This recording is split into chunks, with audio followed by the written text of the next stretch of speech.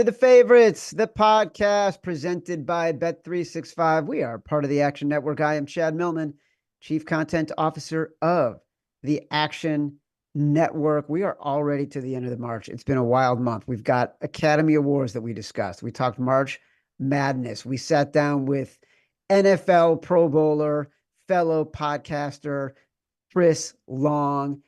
It's time to get back to business, listeners and viewers. We're talking NFL free agency. We're talking looming NFL draft, which is exactly 1 month away.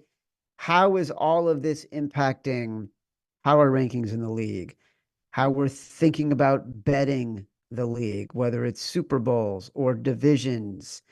I am joined, as always, by my co-host, my companion, my compadre, my BFF professional bettor, Simon Hunter. Hello, Simon. Hello, Chad. Yeah, April, right around the corner. It comes Can so you believe fast. that? Dude, you end the Super Bowl and you're like, we got so long until the NFL season starts, and we are knocking on the door of the beginning of April. We have gone through an entire free agency cycle with just a few names on the board. And some of the moves have been crazy impactful, crazy different than we expected. A lot of the trades have gone in ways that we wouldn't have seen. We're going to talk about Justin Fields and the Bears. Obviously, as a reminder, the Favorites podcast is presented by North Carolina's newest sportsbook, Bet365. Bet365 doesn't do ordinary. That's why you get more boost with them than with anyone else every day. They power up the odds on hundreds of bets to give you a chance to win more. Bet365 boosts specific markets, your winnings, and even parlays. And they don't stop there. Keep an eye out for their biggest and best odds with the incredible super boosts. Check out the boost and see why it's never ordinary at Bet365. Must be 21 or older and present in Arizona, Colorado, Indiana, Iowa, Louisiana, North Carolina, New Jersey, Ohio, Virginia, or 18 and older in Kentucky.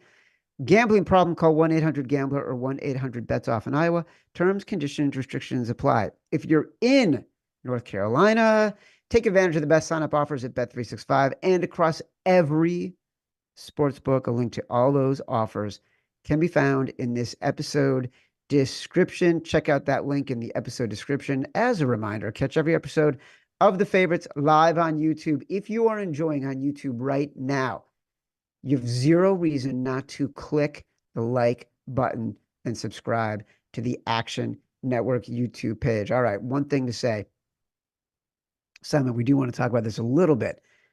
We're going to go much deeper on the Shohei Ohtani story and the press conference he had yesterday on Thursday. We also will have an author, Keith O'Brien, who is a New York Times bestselling author, fellow New York Times bestselling author, who has a great new book about Pete Rose, a biography about Pete Rose.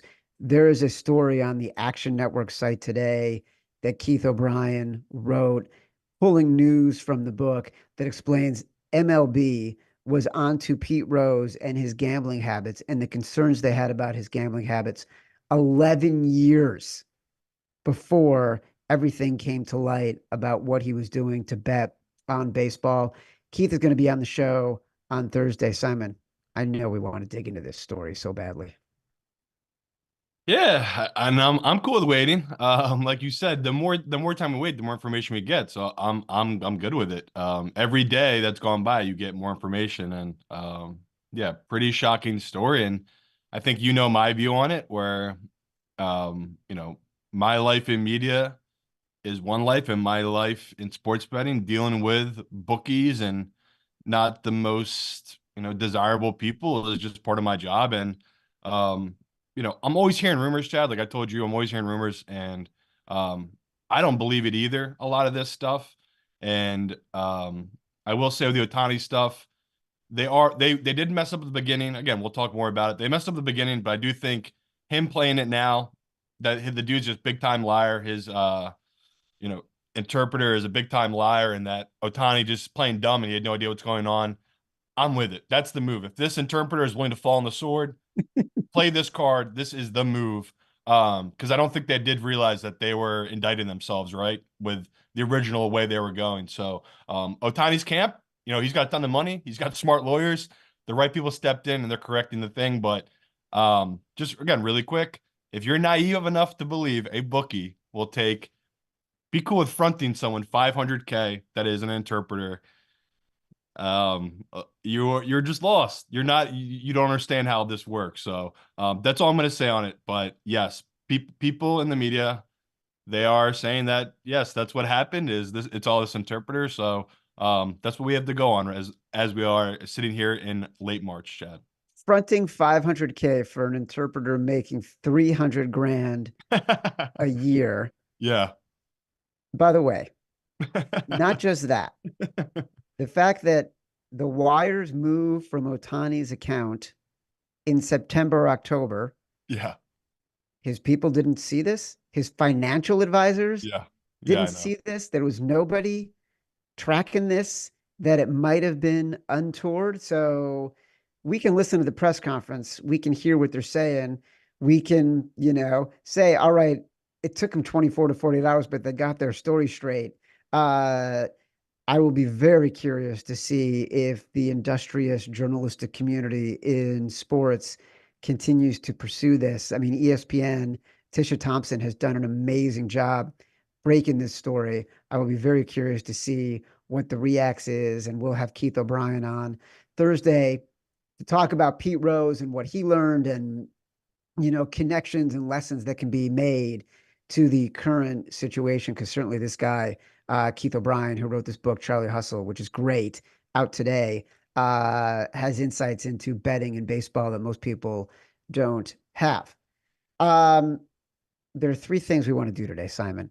We want to talk about the biggest NFL free agency and trade moves and how it's impact a very specific number of teams. We want to talk about the two divisions in the NFL that we think are the best divisions in the NFL that now have very interesting opportunities in division odds. And then we got to talk about the JJ McCarthy moves, the late breaking changes to his odds in draft positioning. All of a sudden, there are conversations about Malik Nabers being better or going higher than Marvin Harrison. So, dude, we got a lot of football to get into. I want to start your favorite team, Philadelphia Eagles, right? They are making moves. Jason Kelsey retired. DeAndre Swift gone. Big money to Saquon Barkley. Big money to Bryce Huff. Big money to CJ Gardner-Johnson. They're at 18 to 1 to win the Super Bowl right now, and their odds have dropped from 16 to 1. As the Eagles expert on this show, give me your Eagles take right now.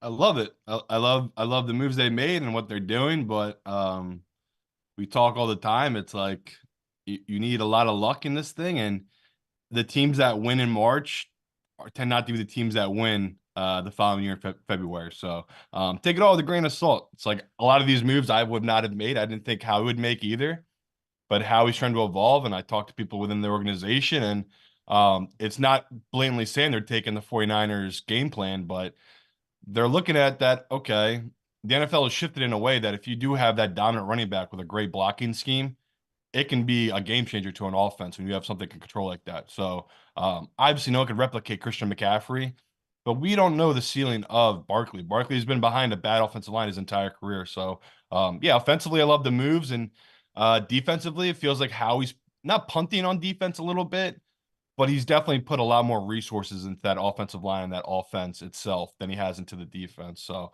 as an Eagles better, yeah, nothing's changed from my viewpoint. I think people knew going into it. We do the same thing every year. If you're new to the show, me and Chad every year, we bet the Cowboys, and if they win the division, the next year we bet the Eagles. And we've done that. That's This will right. be our sixth season.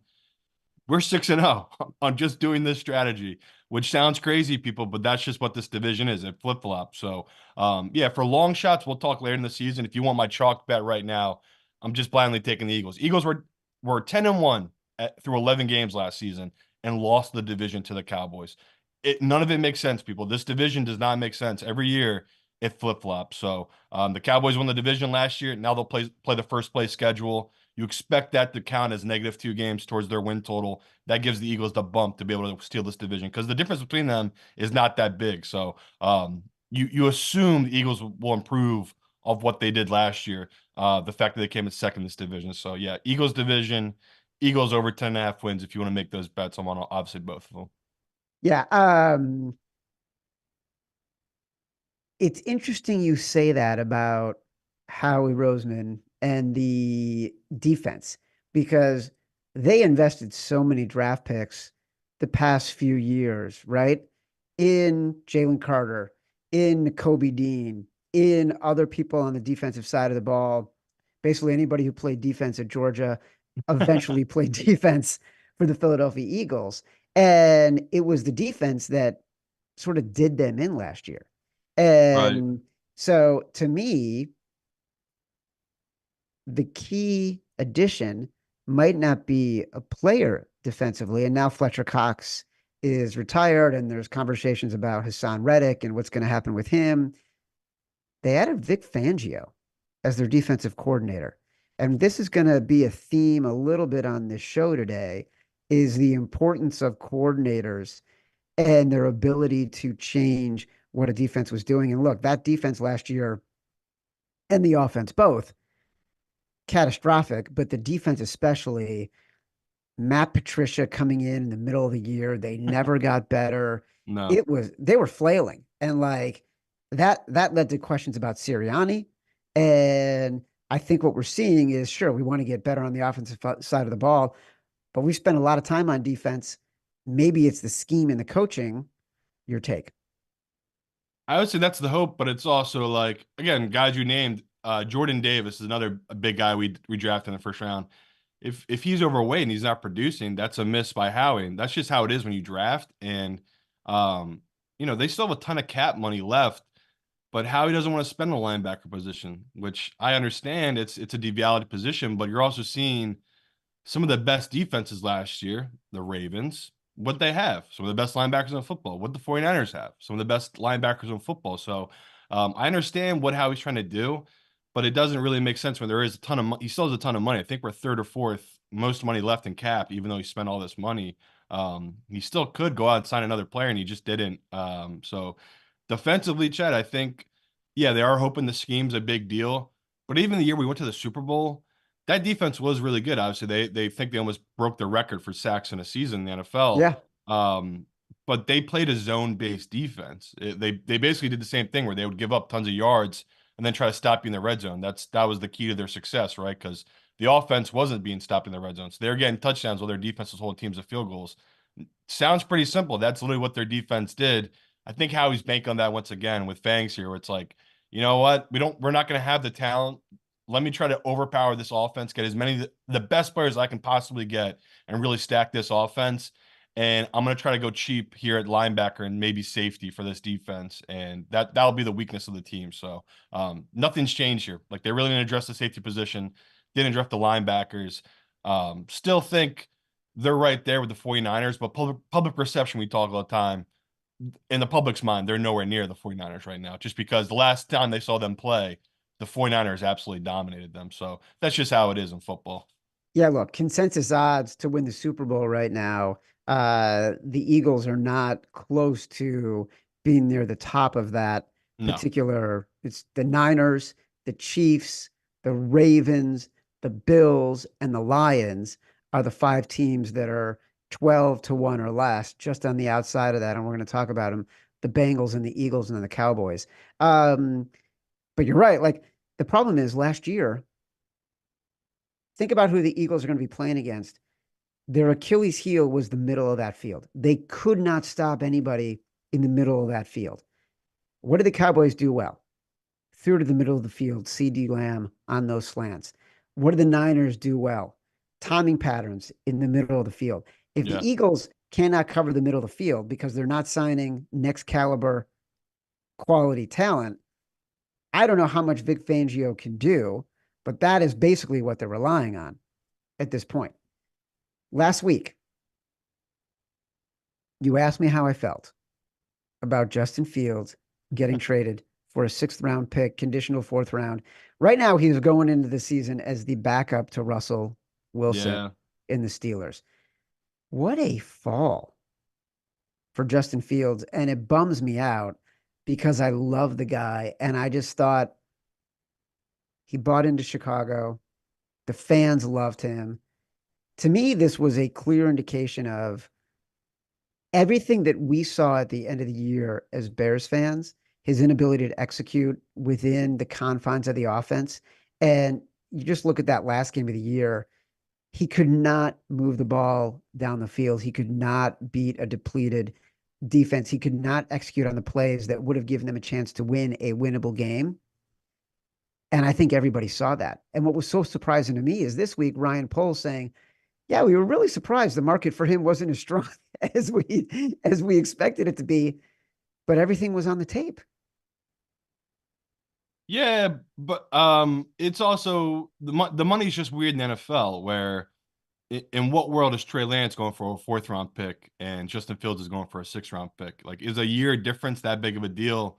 Just because the unknown of Trey Lance, maybe, who knows? But yeah, the Justin Fields scenario, you could say it's a little bit bad luck, but we already talked about in football, you know pretty quick. Like if guys can sink or swim, you know pretty quick, and availability is a big part of that. Where if Josh Allen had come in and gotten hurt both of his first seasons with the Bills and then struggled again the 3rd season, he would have been gone if they had a high draft pick. And that's the exact scenario with Justin Fields, where Justin Fields has all the upside of Josh Allen. Like the things he can do running wise, his arm talent, all of it. Um, Justin Fields was probably ahead of where Josh Allen was after 2 years. But that's the thing. It's like Josh Allen was available. He stayed on the field. He got the reps and he improved and he took that third year jump. Me and you bet on that Justin Fields 3rd year jump, and it just never came. And he just couldn't stay on the field. So Matt Mitchell hates the take, but it's true. Like Josh Allen already had a foot out the door. Bills fans act like he didn't. Go watch his year 2 tape. He was terrible, and he was wildly inaccurate. And that was the same take with Justin Fields. I mean, you'd hope that once you got the number 1 receiver, maybe that would change, just like it did for Josh Allen, and it didn't. And it's all about draft position. If the Bears had the 7th pick, I don't know if they would be moving on from Justin Fields. And Arizona Cardinal fans want to puff their chest out as if their team's committed to Kyler Murray. If they had the number 1 pick, Kyler Murray would be on the move. Why would you not reset with a rookie draft and Caleb Williams? It's just the money makes sense, and Caleb Williams' upside is far greater than Kyler Murray's upside. And same goes with Justin Fields. Justin Fields has great upside, but it's not Caleb Williams' upside. And the rookie contract also mixed in with that. The Bears never had a choice here. So yeah, the most interesting takeaway from me is the books are already open. The Bears at 8.5 for their win total. Easy under bet. I mean, that is just, I feel bad for Bears fans. Like that is such a nice little bet for them to go, yeah, why wouldn't we be 9-8? Like that is literally a number hung for Bears fans. So yeah, even before he's drafted, Caleb Williams already getting a tough number from the books, 8.5. I'll be all over that under. Well, look, here's the problem. We're looking at DJ Moore. We're looking at Keenan Allen. We're Yeah, looking at incredible. Cole Kmet. We're looking at DeAndre Swift. We kept Jalen Johnson. We have Montez Sweat. We will add assets in the draft to the offensive line. So, of course, the number is going to be high. The only thing that is missing is Caleb Williams. And you could argue, all right, if it happened with CJ Stroud, is Caleb Williams as good as CJ Stroud? Does he have that kind of upside? You're totally right. The books are so playing to the public perception of Yeah. everything else the Bears have done, and they are defying you, you know, defying you to take this bet. And I'm with you. I'm going to bet the under on the Bears. I'm going to root for a bet that I'm going to root against the bet. Chicago plus 250 to win the NFC North. Honestly, that feels a little bit high. It opened at 450, and Oh, that's it's a another horrible one number. that's Horrible just number. moving, moving, moving because the Lions, the Lions are like the what is it right now? The Lions are the fifth shortest odds to win the Super Bowl, second shortest in the NFC. They're at 12-1. And so, like, the Bears are going to be able to contend with that. There's no way they should be at barely more than 2-1 to win the NFC North. This is a team, there's a lot of talk this weekend about Chris Beatty, the new wide receivers coach, because he worked with Keenan Allen in Los Angeles and on the Chargers. And just not a buyer that a coach at this position level versus, say, a Vic Fangio is going to be the guy who can be the difference maker for an entire team, right? And this all feels like irrational exuberance from Bears fans. And we are in for a massive letdown of a season.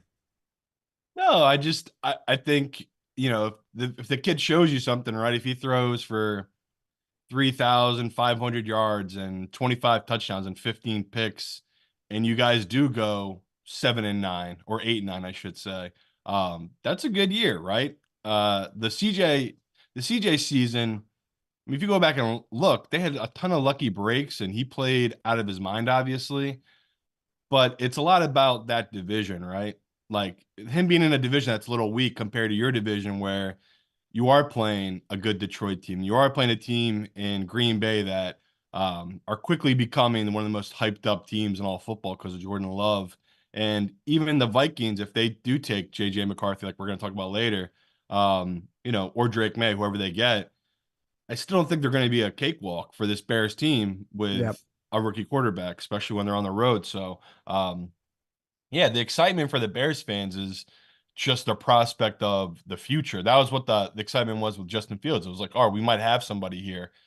The feeling is tenfold with Williams here. Like rarely do you get the slam dunk number one pick, no doubt about it. Like most seasons are like that Baker season where it's like, is it Baker? Is it Sam Darnold? No, they're both bums. It was Josh Allen all along. Like no one knew. That's the toughest part with doing these drafts. So Caleb Williams, there's not an expert out there. Like last year, I was on my high horse yelling people not to take Bryce Young in the first round. There's none of that at all with Caleb Williams. Caleb Williams, I think anyone you talk to, any scout, any team, they might have their questions about him, but he's the number one pick in this draft. The questions are going to be attitude. It's funny.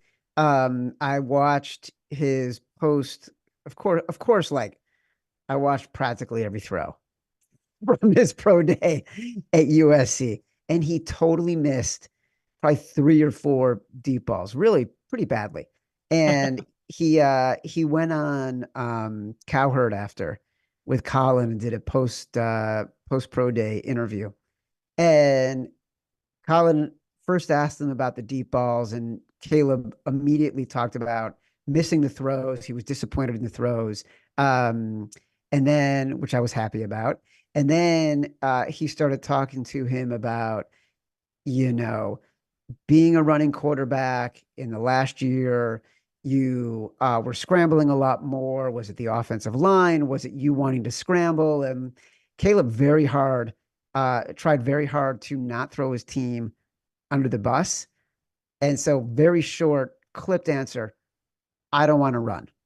All So right. Colin pushed him a little more, and all he would say is, I don't want to run. And it kind of had an attitude about it, which I didn't mind because he didn't want to throw his team under the bus, but he also wanted to be clear, I'm not looking to scramble. And I think that'll be something that's encouraging for Bears fans. But I freaking loved the interview. And if he doesn't do well early on, those press conferences are going to be fucking fireworks. And I cannot wait. Yeah, definitely.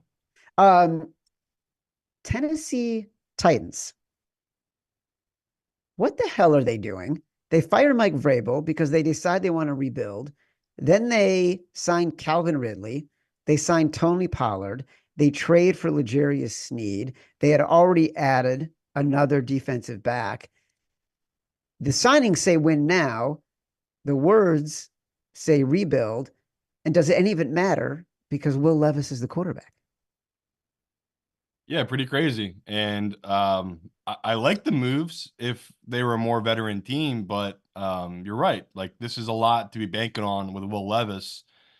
And it feels a little bit like Atlanta. Like Atlanta had built this incredible car, but they had no engine for the car. They didn't have a quarterback. So it could be the same here at Tennessee, where, it's an incredible car, but there's nothing to drive it. Like there's just no engine in Will Levis. We have no idea what this kid is, but he's got no excuse, right? They've surrounded him with a talent now.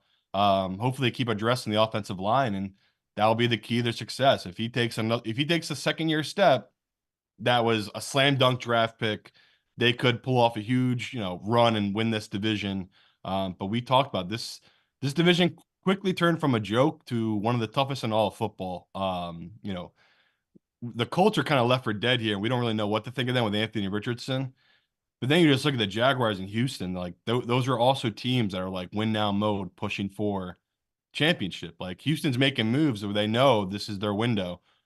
Same goes for the Jaguars. So I like the moves for Tennessee, but it still feels like, I don't know to you, Chad. They still feel like they're the fourth team in this division, just because of all the quarterbacks in this division, I still have Will Levis behind Anthony Richardson. I just don't have any faith in him yet.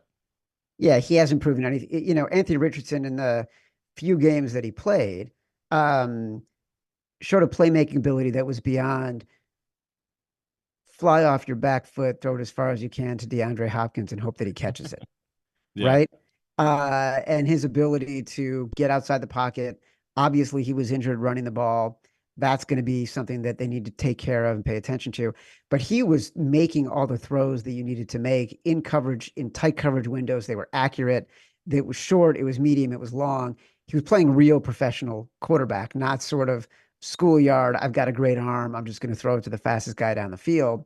So I agree with you. This sort of every move you want to make is kind of irrelevant until you've got a real understanding of what Will Levis is. And all of a sudden, you're signing these guys, Ridley at 29, Pollard, who proved that he probably wasn't the every down back, L'Jarius Sneed, probably one of the best cornerbacks in the NFL. You're signing him to a 3-4 year deal. By the time you figure out what the quarterback situation is, great. You got a lockdown corner against quarterbacks like Anthony Richardson and Trevor Lawrence and CJ Stroud. But if you kind of wasted it because you didn't have a quarterback in place, so interesting moves. Speaking of Houston, 20-1 to win the Super Bowl, open to 22-1. They made two huge moves that I think matter. And if not for one other team that we're going to discuss, they would be one of the more interesting, longer shot bets to win the Super Bowl. Traded for and extended Joe Mixon, signed Danielle Hunter to rush the quarterback opposite Will Anderson. Love both of those moves. Yeah, and championship moves where the deal Hunter is like literally like a 2 year deal, I believe. Yeah. It's like he's a mercenary. He's coming in there all business. I'm right there with you. I love the move. Obviously this team traded their first round pick, I believe, for this season, right? For Yeah. Will Anderson. So they don't have a pick.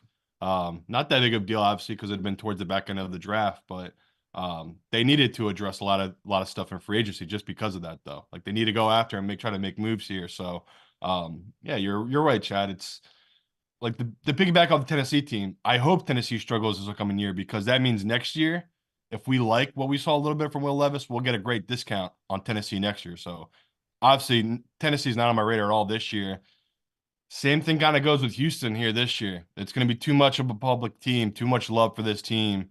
Have the offensive rookie of the year, the defensive rookie of the year. I don't bet that way. It's too Yeah. simple. It's too public.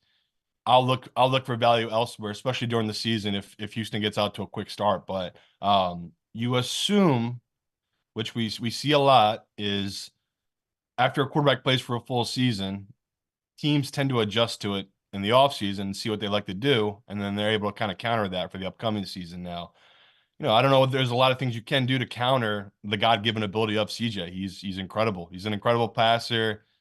I mean, he's just in his pocket too. His comfort level for a first-year start, it was crazy. So I get why people love them, and I know a couple pros who have gone in early here on Houston's win total. But for me, I just don't see the value in a team that's going to be a little overrated. And you're really banking on him taking a next step that it's really hard to project. Like there's so many good quarterbacks in that AFC conference. Now he's got the first place schedule, Chad. It's just really hard for me to get behind Houston with that much stacked against them that they're not sneaking up on anybody. Everyone knows they're coming now. So, Houston fans, please don't get mad at me. I love you guys, but I'm going to be fading you pretty hard on the future market. We are going to talk about one of those quarterbacks and one of those teams where there is value right after Simon. Can you name the fastest growing ticketing app in the United States? Game time. That's right. It's Game Time. I love Game Time for two reasons. First, they still sponsor this show. Second, I actually use Game Time all the time. They have amazing last minute deals, including pro and college sports. I'm actually opening the Game Time app right now. Look at what I found. Opening day coming up. We can get in to see the New York Metropolitans. Opening day this week, less than $40 for a beautiful day at Citi Field. No matter where you live, download the Game Time app, get out and have some fun this week. You deserve it. You can redeem code favorites for $20 off your first purchase. Terms apply.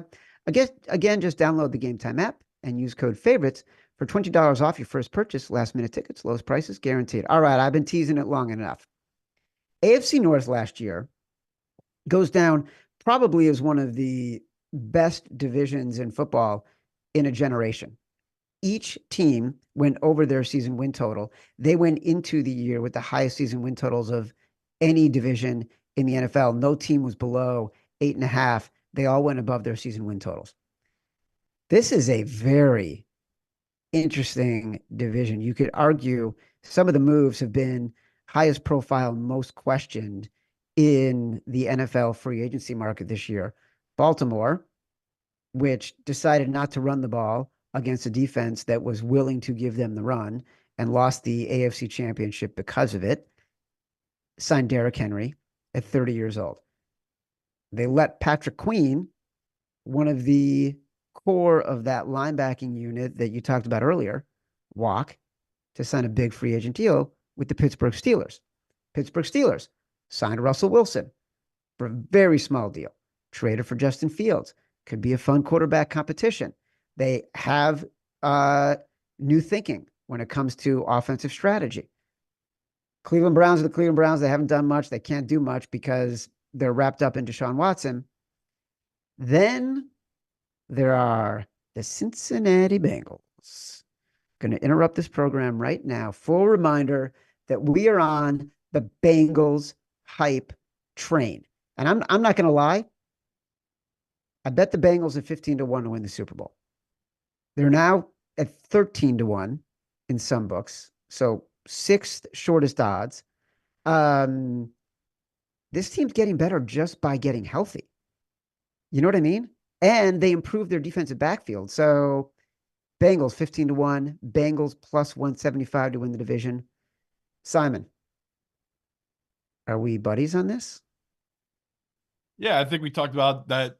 Joe Burrow, what he has going for him, he's the guy that has zero fear of Mahomes and that Chiefs team. He's the one that usually beats them in the regular season and in the playoffs. Historically, he's done really well against them. So don't mind it. I love it. But you're also banking on a Joe Burrow who, it hurts to say, people, but he's been hurt in 2 seasons in his career. Like we say all the time, availability is very important in football, and for him to stay upright's a big deal. So last year, people remember I basically was all in on this division that anybody I was going to win money as long as everybody could win, but the Bengals. The Bengals are the only team I was going to lose money on, and it was a simple bet of there's no way this team's going to win this division 3 years in a row, right? It just can't happen. You just need so much luck to win a division, especially this one that's so competitive. But this season, I see the Ravens taking a big step back. Like it feels like they didn't have the best offseason, right, with their signings, and they don't have the money to really spend. Last year was just such a perfect season for them. They had so much talent,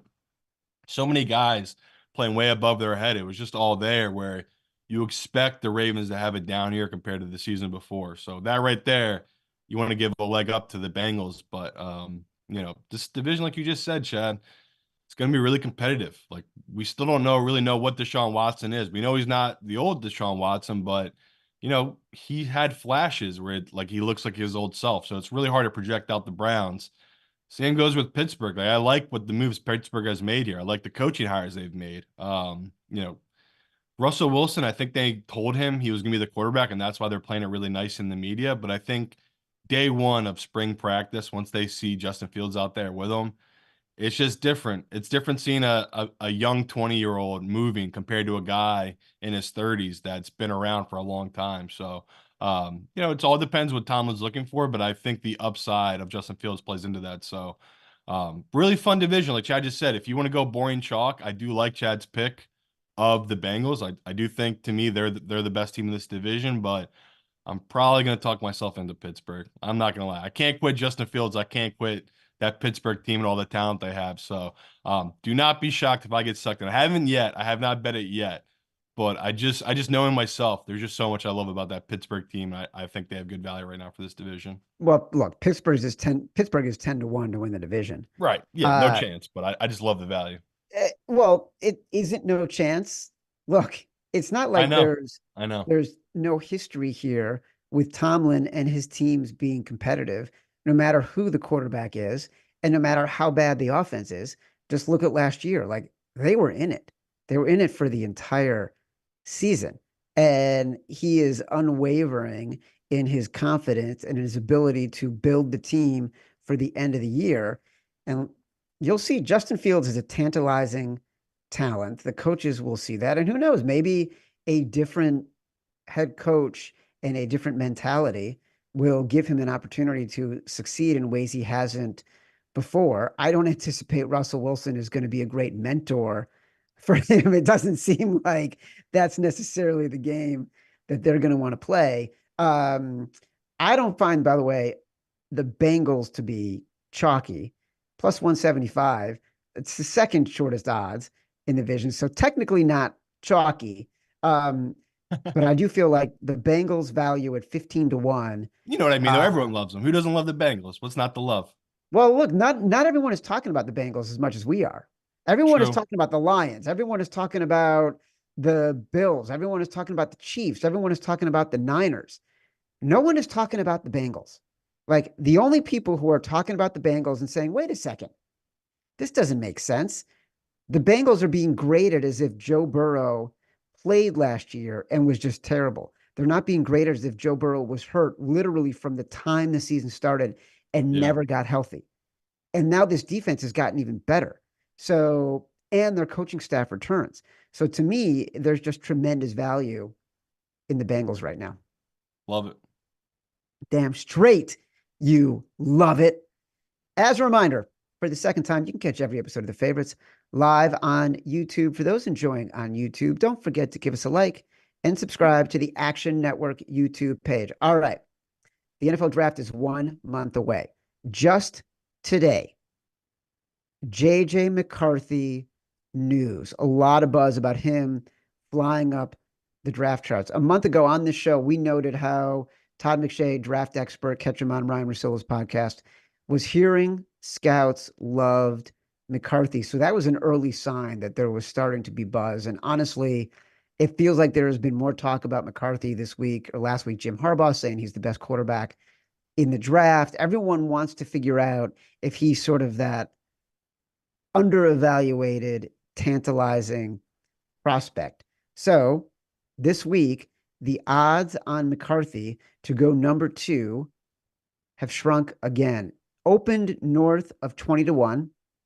On Monday, he went from 10 to 1 to 4 to 1 to be the second overall pick. Simon, your take. Never saw it coming. Just from watching his tape and talking to scouts, I never would have bet that this was going to happen. But no, it's that time of year, Chad. Incredible smoke screen by the GM of the Commanders. Apparently, they're all up at the owners' meeting. This GM is going around telling people that he loves JJ and he might take him at pick 2. And now teams might, trade up to go to that number 2 pick because they like JJ that much. They're going to take him there. I can't buy it. I just can't buy the Commanders trade out of there either. It's like, are they really going to pass on, these once in a lifetime QB prospects, even if it's not the number 1 guy? It feels like, even if you want to take Drake May, great. But, to me, Daniels when we talked, late February, I just bet him because I was like, okay, his odds are too big. I think the race is closer to him and Drake May than people realize. I don't have any idea who's going number two. I don't think anyone does. So this GM can troll people all he wants. What I do know for a fact is, unlike Carolina, the owner is not going to make the decision for Washington. Apparently, he has taken a step back and he is letting the GM make this choice, which is a big deal because I feel like once it leaks, we're really going to know who it is. And just going by the odds, to me, there's been no leaks. Daniels is still the favorite, I believe, at minus 170 in most books. No one knows. If you wake up and Daniels is up to minus 500, that would mean something's been leaked overnight, or the professionals got word that that's what's going to happen. They've hit that number. So for someone like me that likes to hedge my position, I was just going to hedge out on Drake May, but now this whole JJ thing has kind of scared me a little bit because all these quarterbacks do have a weakness that you could point to be the reason why you didn't want to take them. And, some people out there really puff their chest out and love Drake May. I've never felt that way about him. A quarterback playing in the ACC and doing well is much different than a quarterback playing well in the SEC. And I think scouts know that as well. So as talented and as great as he's looked, it's just hard to really want to take an ACC quarterback over an SEC guy with that number two pick. And that's why, again, I factor into that when I'm talking about Daniels and his big plus numbers. So the JJ stuff is really interesting, but I personally think it's all smoke screen. I think it's like we talked last year about the Will Levis. Will Levis, all of a sudden in this Reddit post and all these rumors, and all of a sudden his odds went way up to be the number two pick overall. At one point, he was minus 200 to be the number two pick on the day of the draft, mind you. Like, it was crazy. Yeah. So me and you talk all the time, people. There's a lot of noise. It's tough to sift through it, but I think the JJ stuff is just noise. Even when you see Harbaugh talking about it, of course Harbaugh is going to talk up his former quarterback, and he's sitting there at the fifth pick. This man is dying for four quarterbacks to go before the fifth pick, and he could take Sam Marvin Harris or whoever at that position. So yeah, it's all going to right now. It's all going to plan. Like someone from the outside, you got the ex-coach talking him up. You got a GM throwing smoke screens because he thinks the Vikings are going to trade up 2 first-round picks to go get this kid at the fourth pick. So this is my favorite time of year. It's just there's so much BS. It's just really fun to break it all down. Well, that's exactly what it is. There's so much noise in the signals to flip it around, right? JJ McCarthy does not have the resume that Jaden Daniels does not have the numbers, does not have the stature that Drake May has. And I say this as a guy who, from the beginning, has not been on the Drake May bandwagon.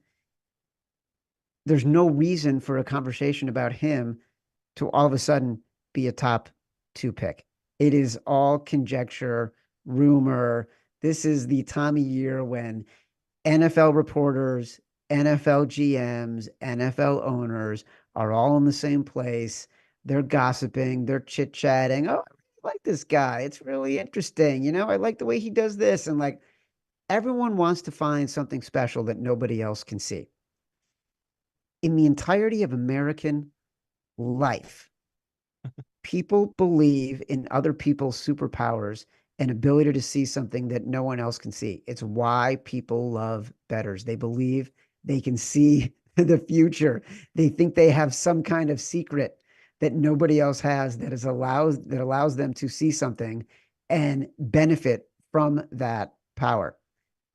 This is the JJ McCarthy story right now. He's not going number 2 overall. No, but I wouldn't be shocked if he went 3, just because there are ways you could talk him over Drake May. But yeah, over Daniels, it's just hard for me to wrap my head around that one at pick 2, just for the upside. But yeah, JJ, the tape, it's hard to break down the tape, but the whole thing that a team could talk themselves into is just the fact that there is so much unknown to him. But what you do know is he did lead a team to quote unquote a national title, and he played in a horrible offense, which is a pro offense. So there are things that can be talked into it. If I'm drafting for upside, which every team should be drafting for, why would you not take Drake May if you're the Patriots instead of JJ? But again, ton of smoke screen. It's all the agents as well working together. I've been proven wrong. I never in my life would have believed Bryce Young would have been the number 1 pick. And again, that's not even trying to shit on. Now people are trying to shit on Bryce Young a year later. It's like, none of us would be shocked if he is better. But I think all of us can agree he never would have had the ceiling that CJ had. And that's just proven out. And the same thing kind of goes here where JJ, I just don't know if his ceiling is close to the other guys in the top three, where I do think he is gifted, and it's fair to have him above, these other quarterbacks and Penix and Bo Nix. But yeah, it's tough for me to get there for him being a top three pick. But I told you and Matt Mitchell, what was that, a month ago? Scouts were talking about 6 quarterbacks going in the first round, Yeah. and I didn't believe it because it's like I can't find the 6. Now, if JJ does go top 4, and then Denver is coming up and taking Bo Nix, and then the Bucks are coming up to take Penix at the back end of the first, that's 6 quarterbacks. So pretty exciting draft if you're a big fan of the quarterback drafts. Like this is as good as it gets. Like this is really crazy that this is already starting this early, but yeah, JJ being a top 3 pick, that would be a pretty big shocker, Chad, for this upcoming draft. Mike Tannenbaum, former GM of the Dolphins, current ESPN analyst, posted a GM's view of a mock draft today. And he had Malik Nabers going ahead of Marvin Harrison Jr. First time I've seen someone say that. I know there's been a lot of conversation about those two getting closer and the upside of Harrison not being that much higher than the upside of Nabers, and that you might actually be paying a premium for the name in Marvin Harrison Jr. Are you hearing anything about positioning for wide receivers? I think it comes down to what the team wants and what their mentality is. Harbaugh, no one has had a better look coming into the NFL than him going against Harris. So if Harris is there at pick 5, his 4 quarterbacks went, maybe he'll do it. Or maybe he knows something we don't know and he passes on him to take a different receiver. So the drama I do know is real where, you know, Marvin Harrison Jr. is incredible, but these top 3 receivers are all incredible in their own way. I think they're all, I hate to say it, but it does feel like they're all can't miss guys, right? These 3 receivers, each one would be a number 1 pick if they were there in any given draft by themselves. Or each thing they all do well, the other one doesn't do as great, vice versa. So I wouldn't be shocked by it, but I would be surprised just because it's like Marvin Harris Jr. is ready-made. He would have been probably a number 1 receiver drafted last year if he came out into the Yeah. draft. So the only knock of him is he didn't look like he was trying that hard toward the end of the season. There's a couple of things you saw where he looked like he took plays off. Maybe teams got rubbed the wrong way because he was like, I'm not doing it in your, cat and mouse game. I'm not playing your guys' game, getting ready for this combine. I'm doing my own thing. I'm not worried about training for the combine. I'm just training for the upcoming season. So, yeah, some teams might take it let him rub it the wrong way. I would not pass on him. Like this kid feels like, Justin Jefferson 2.0. Like everything he does, he's so smooth. He's got incredible hands. He's a good blocker. I would take him if I had the number 1 pick, but people keep seeing it's hearsay that a different receiver could go in the number 1 receiver. I don't think it is. I think it's all about the team's preference. And once again, if it's the Chargers at pick 5, Harbaugh has seen this guy play a ton. If he doesn't like him and he wants to take a different receiver, or maybe even take an offensive lineman, which is really crazy if they pass on receiver altogether. But Yeah. that is a possibility with the Chargers. I think they go receiver because it's like, what are they doing for Herbert, right? They're not gonna give Herbert a weapon here. Like that's crazy to me. So yeah, it is crazy where I thought that was not gonna happen 2 months ago. I thought no doubt Marvin Harris will be the first player position taken off the board now, Chad. But with the trade rumors, we'll see. If Arizona trades out, I could see a different team taking a different receiver with the number 1. It's going to be an exciting few weeks. As a reminder, the Favorites podcast is presented by North Carolina's newest sportsbook, Bet365. Bet365 doesn't do ordinary. That's why you get more boosts with them than with anyone else. Every day, they power up the odds on hundreds of bets to give you a chance to win more. Bet365 boosts specific markets, your winnings, and even parlays, and they don't stop there. Keep an eye out for their biggest and best odds with the incredible Super Boost. Check out the boost and see why it's never ordinary at Bet365. Must be 21 or older and present in Arizona, Colorado, Indiana, Iowa, Louisiana, North Carolina, New Jersey, Ohio, Virginia, or 18 and older in Kentucky. Gambling problem, call 1-800-GAMBLER or 1-800-BETS-OFF in Iowa. Terms, conditions, restrictions apply. If you're in North Carolina, take advantage of the best sign-up offers at Bet365 and across every sportsbook. Check out those offers in our episode description page to celebrate MLB opening day. We'll be back Thursday with author Keith O'Brien for a special bonus episode to discuss his new book, Charlie Hustle, The Rise and Fall of Pete Rose in the Last Glory Days of Baseball.